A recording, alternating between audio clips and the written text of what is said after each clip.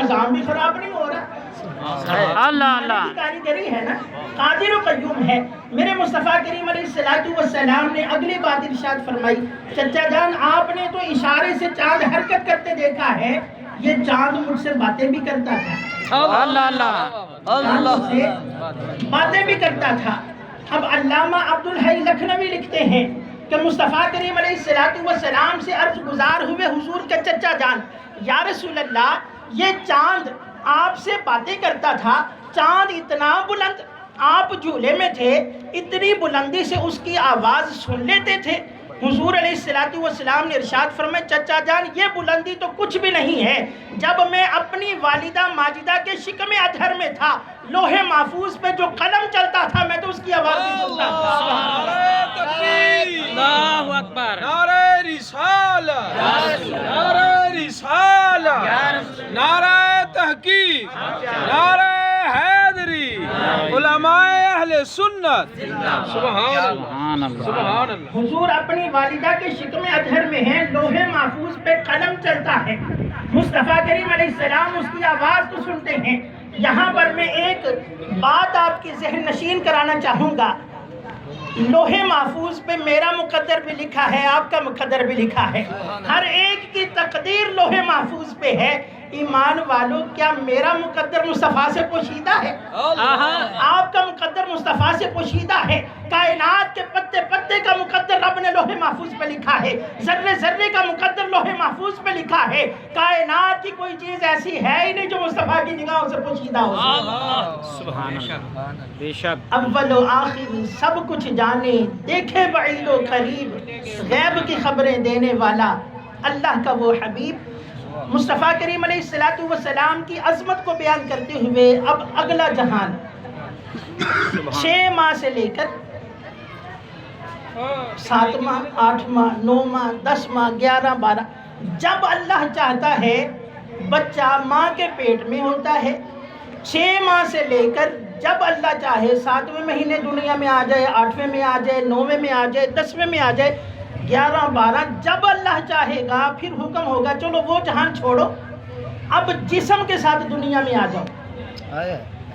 اس جہان میں صرف روح تھی، عالم ارواح میں. اس روح کو جسم میں ڈالا گیا تو جہان کون سا تھا؟ شکم مادر. اب اگلا جہان بدل دیا گیا، اب دنیا کا جہان آ گیا. اب اس جہان کی باتیں ہمارے سامنے ہیں، گفتگو کرنی ہے اگلے جہان کی. اگلا جہان ہے قبر کا. لیکن اس جہان میں ایک نقطہ بیان کرتا جاؤں. ہمارے نقیب محفل 2-3 مرتبہ انہوں نے حضرت امام علی مقام کا ذکر کیا ہے. سبحان اللہ. لیکن آپ کی سبحان اللہ ایسی ہی تھی. ذکر کیا ہے اتنی بلند ذات کا اور اتنی بڑی کرامت کا. اللہ. جسم مبارک کربلا پہ ہے، سر مبارک نیزے پہ ہے، قرآن کی تلاوت جاری ہے. قل الروح من امر ربی، جیسا امر رب کا. سبحان اللہ. جس روح کو جیسا امر رب کا ہے وہ بول رہی ہے.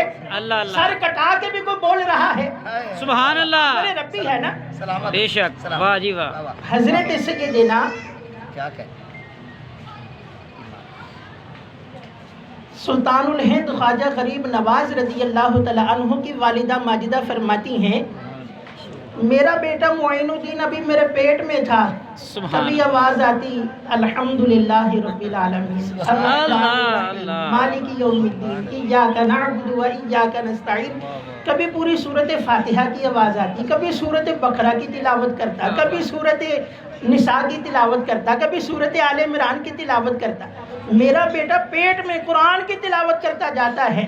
قادر و قیوم کی عطا ہے، مالک کی عطا ہے. قل الروح من امر ربی، یہاں مجھے بولنے کی طاقت دے رہا ہے، کسی روح کو ماں کے پیٹ میں بھی بولنے کی طاقت دیتا ہے. سبحان اللہ. امر ربی ہے نا. اچھا جی، یہ جہان ہمارے سامنے ہے، محسوسات ہیں، چیزیں ہیں.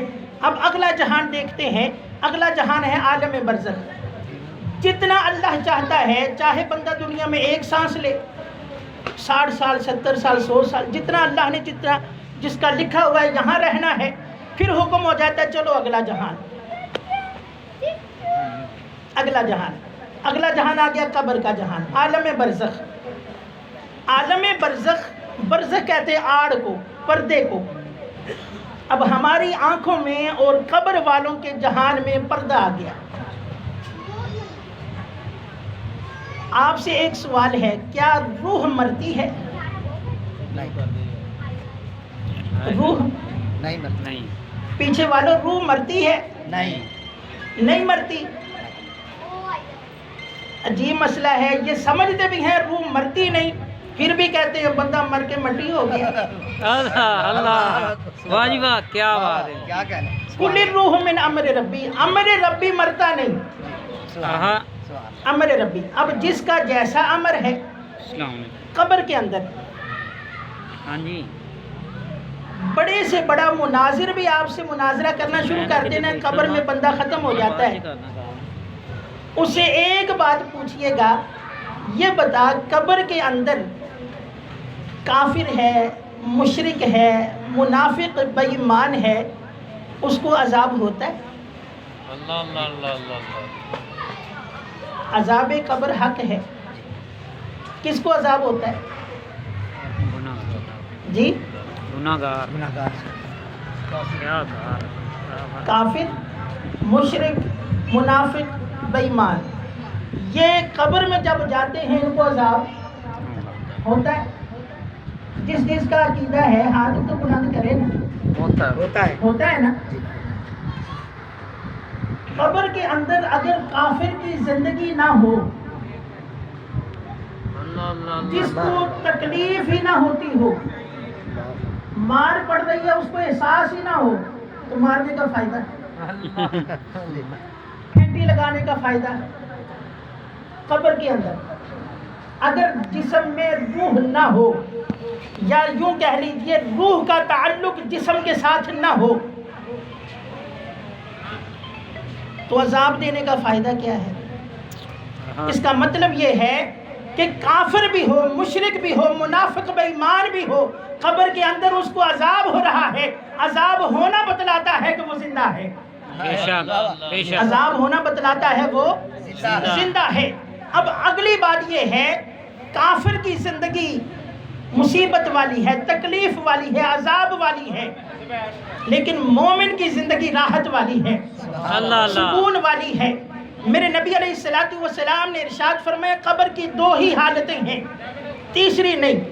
دو حالتیں حضور نے بیان فرمائی، القبر روضۃ من ریاض الجنہ او حفرۃ من حفر النیران او کما قال علیہ السلام.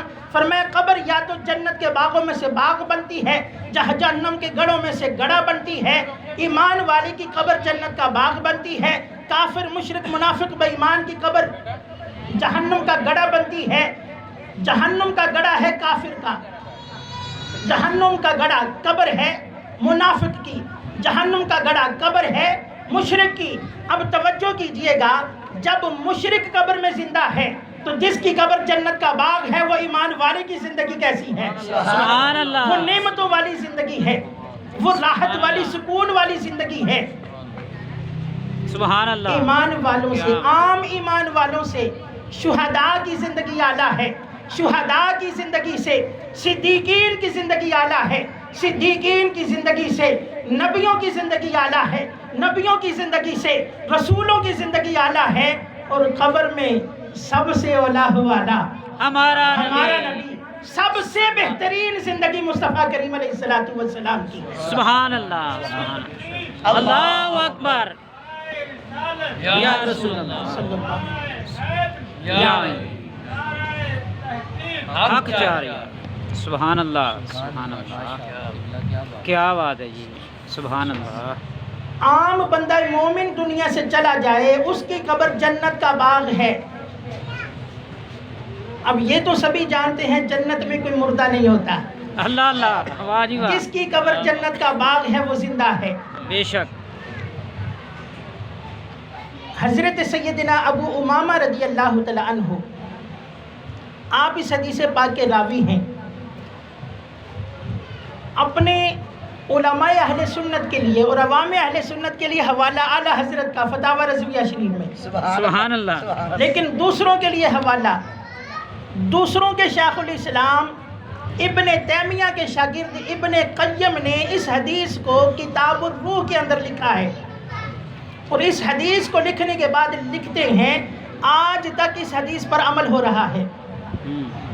اور ابن قیم کا سن وفات 751 ہجری ہے، یعنی کہ وہ خود لکھتے ہیں 7.5 صدیاں اس پر عمل ہو رہا ہے. صحابہ، تابعین، تبع تابعین، فرمائیں آج تک عمل ہو رہا ہے. وہ حدیث کیا ہے؟ حضرت سیدنا ابو امامہ رضی اللہ تعالیٰ عنہ فرماتے ہیں رسول اللہ صلی اللہ علیہ وسلم نے ارشاد فرمایا اذا مات احدکم، جب تم میں سے کوئی بندہ فوت ہو جائے اس کو غسل دینا ہے، اس کو کفن پہنانا ہے. اور میں جب یہ حدیث پاک پڑھتا ہوں نا ایک عجیب کیفیت طاری ہوتی ہے، اور میں شکر ادا کرتا ہوں کہ الحمدللہ میں مسلمان ہوں. اللہ اکبر. آپ بھی شکر ادا کرتے ہیں؟ الحمدللہ ہم مسلمان ہیں. ہمارا ہمسایہ ملک ہے، یا ہمارے ملک میں بھی کچھ ہندو رہتے ہوں گے جو ساڑ دیتے ہوں گے.